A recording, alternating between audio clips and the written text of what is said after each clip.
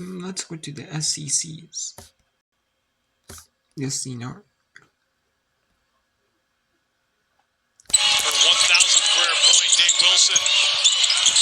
Caught by Smith. Can't get it to go. There's Flau'jae fighting That's in the top team in the SEC. Number 3, Alabama. 51-47 and number 7. This is not the top team in all of them in the SEC, according with the ESPN picks. This is not. This might have been a flex team though. That's why it's on the SEC network. Because that's looking at Ole Miss is on ESPN. This should be coach on this or Tennessee or Kentucky. 1 or 2.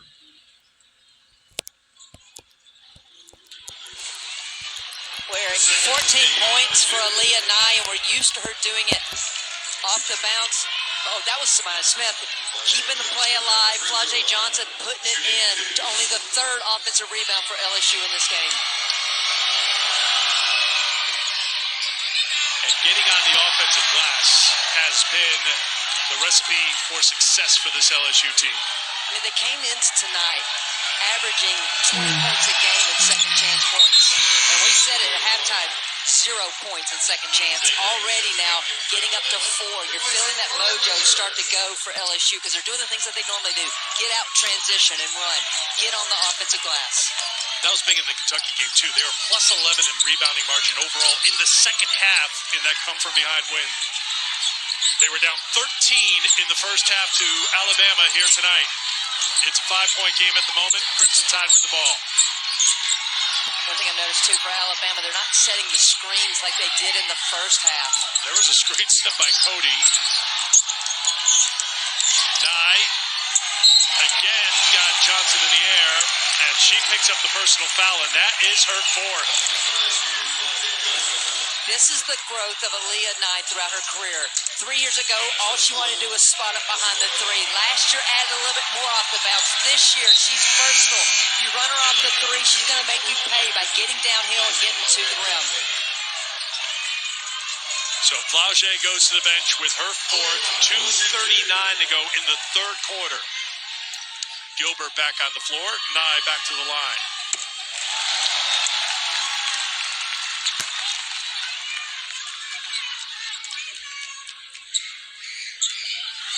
Known for three-point shooting. Knocked down 7 threes and roots her career high 32 against Ole Miss this season. 9 threes against Florida, program record. There's been more out the inside and at the free throw line for Nye tonight than from outside the arc.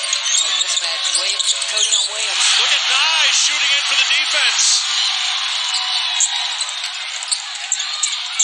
Williams, good defense, stood her ground, and Nye is back behind the play. Numbers the other way. Shepard spinning on Zay Green. What a finish by Miracle Shepard for LSU.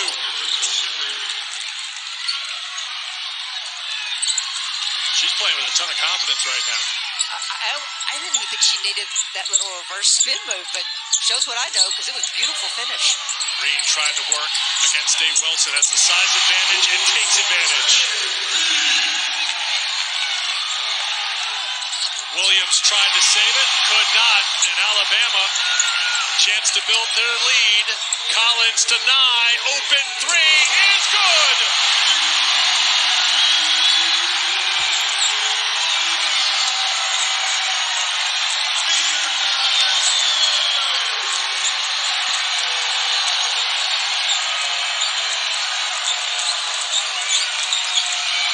Gilbert can't score over Nye.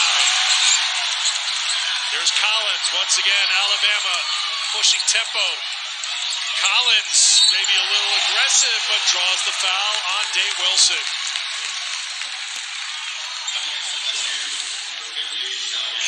It started with Green pushing in transition. Heads up play by Diana Collins. Extra pass to Nye, and she knocks it down from deep. 19 points for Nye. Getting the crowd fired up after knocking down just her second three-pointer of the night. Remember, she had the good defensive play as well on the other end. Collins maybe a little over-aggressive, but she does earn a trip to the free throw line. What a The game officials for were talking to her, so I wasn't sure if she or for a Alabama. little dazed there, if she had blood, but she's staying in the game.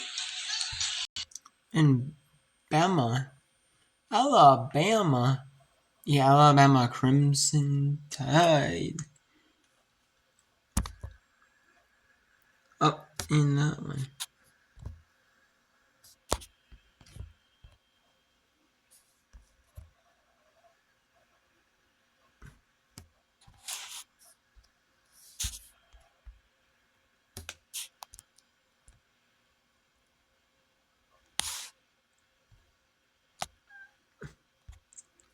Oh, actually, gotta stay at Portland.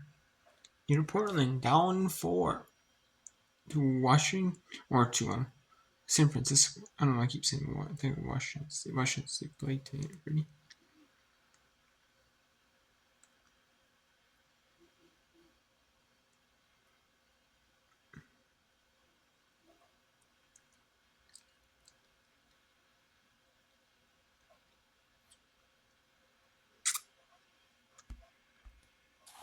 Shearer trying to go 6 of 6, trying to make it a 2-point game. Yeah, a little 4-0 run by the Pilots. The Pilots right now are just kind of showing that veteran savvy that you're down 6 in the fourth quarter on the road late in the season. They have never seemed too worried or too flustered. And you mentioned just the veteran presence and leadership of basically this entire roster. And as a player, you don't want to get too high or too low ever. And they don't seem too concerned right now. You just have to take every single possession one at a time. You can't think of the overall score and the deficit that you're in, but just think about stringing together stops and stringing together scores, just getting those kills. Leitchi called for her second foul. 3 team fouls on Molly Gutenbauer's club. So you got to start to think about the free throw line becoming a factor for a Portland squad that's made 9 of 11 tonight. San Francisco's made 6 of 8. Portland could take the lead.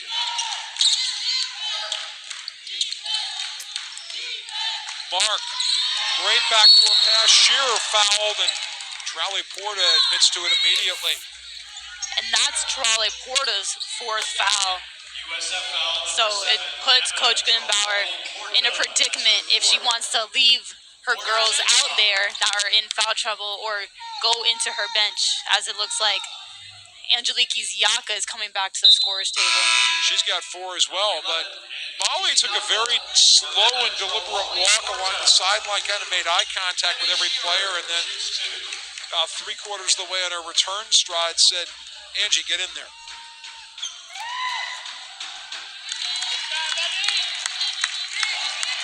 Shearer's got a fan in the house.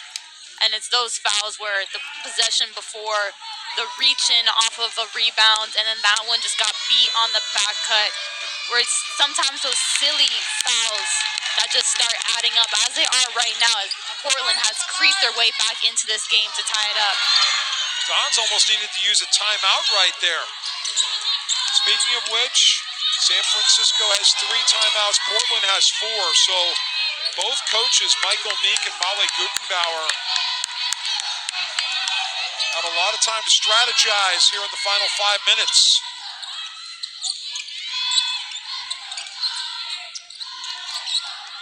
Fulcher. Yes, that breaks the tie. And Fulcher has shown so much grit this game, not only in her defense down low, guarding these big Portland players, but on the offensive end, just willing her way to the basket.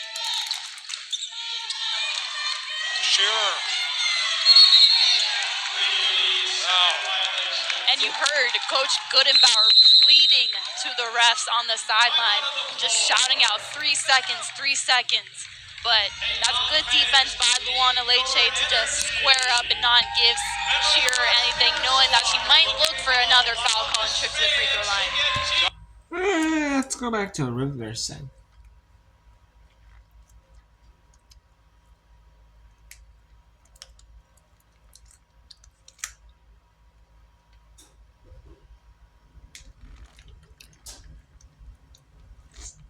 Or should we go to my team for Martinez? How much time is left in this one? For Martinez? For Martinez. Nope. Okay, that one's trying to go. Oh, separation.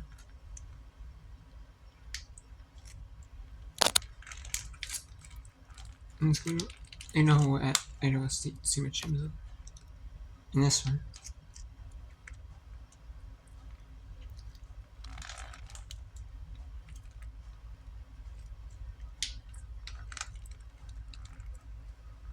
Okay, that's in the media. So go back to Hawaii at UC Riverside, Hawaii.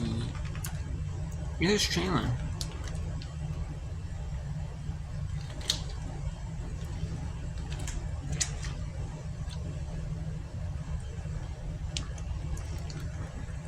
Hawaii is trailing down 11.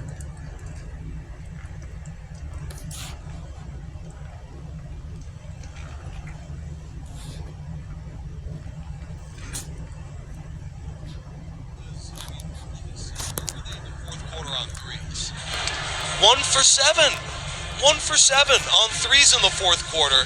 I mean, that was working for him earlier in the game. I mean, I'm no Laura Beeman, but that's just amazing to me.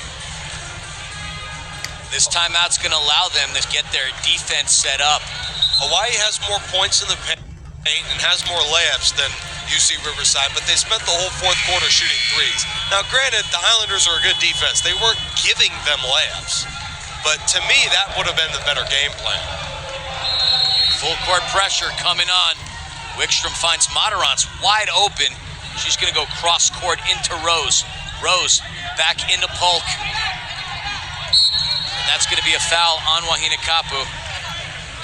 Now, I do understand there are times where programs are playing not necessarily to win every game, but to kind of set up their game plan for a tournament run. So a loss here is not the most devastating thing in the world for Hawaii. But to me, their fourth quarter game plan was just a head scratcher to me, to go along with the fact that today, UC Riverside took it to them.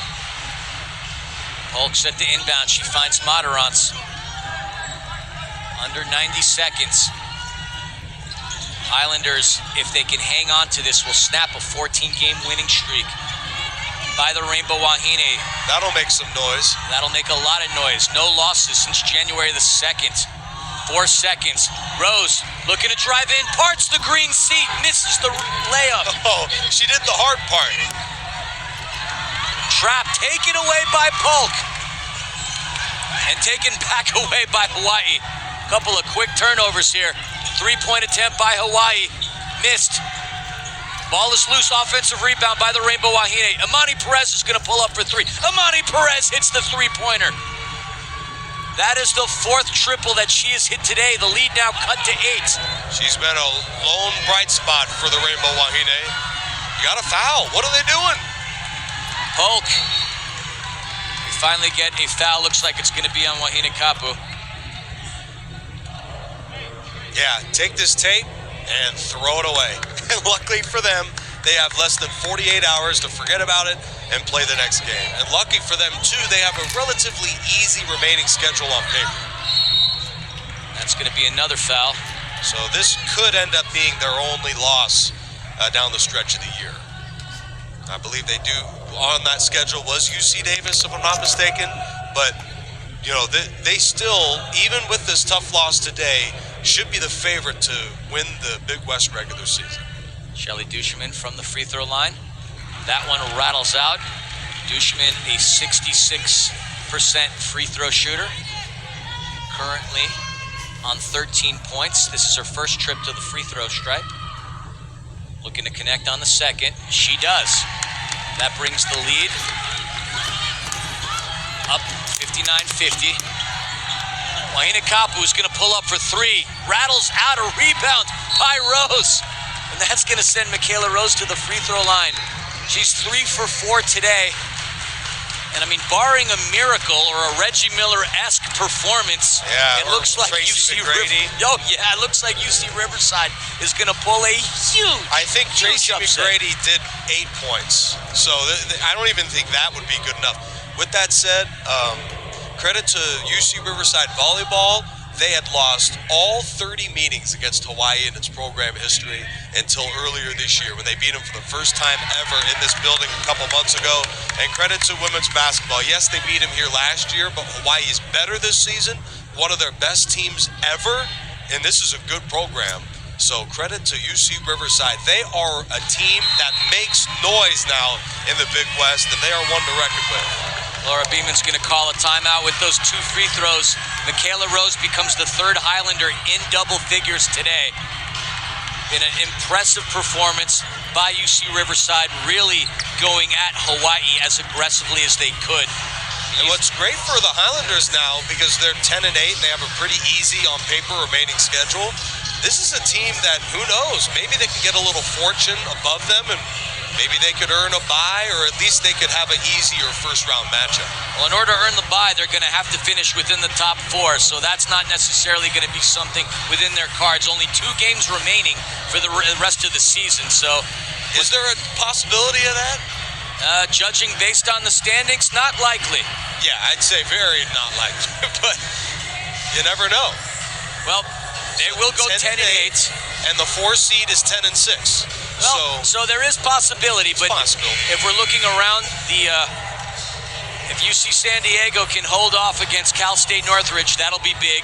Again, keep an eye out on Cal Poly. They are 1 point behind UC Santa Barbara. A lot of good games going on. The only game that really seems to be wrapped up, actually the only game that is wrapped up so far, UC Irvine with a commanding win, 62-34 against Cal State Fullerton. But we still got 24.7 seconds left. See if Hawaii can get a quick basket, perhaps a quick foul, force another turnover. Inbounded into Imai. Right there. Imai, the drive on Polk. Goes into Perez. Perez has had the hot hand from beyond the arc. She's going to throw that off of the rim. Wahina Kapu's going to pull up, gets the far end of the iron. And that's going to be a foul on the floor. 11.1 seconds remaining. And yes, at this point, you can chalk it up. UC Riverside is going to hang on to this. And Riverside is going to win that one.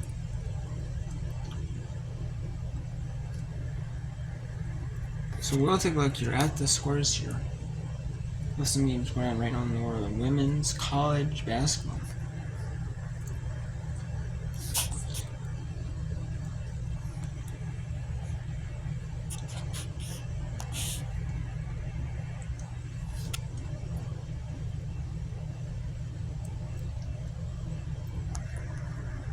We have here number 6 South Carolina, where Ole Miss 67-53. We have here Alabama still up over at LSU 69-60. Montana over Sacramento State 62-59. We have San Francisco up 3 on 4, 64-61. 60-52 Alabama over San Diego. 63-43 Gonzaga over Pacific. California Baptist looks like they're going to roll over CLU. And then CLU's going to fall to 1-13 in the Big One, in the WAC. Santa Barbara 54-53 over Cal Poly with 3:05 in the fourth. Riverside goes to 14-14. No, 10-8 in the Big West. Well, he goes to 20-7, 14-3 in the Big West. And then we had Irvine beat Fullerton 62-34.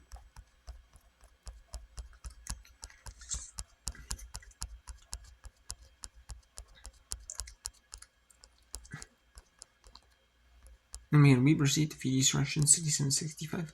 90-76 Texas Empress Christian Nords. 78-51 Southern Utah over Utah Tech.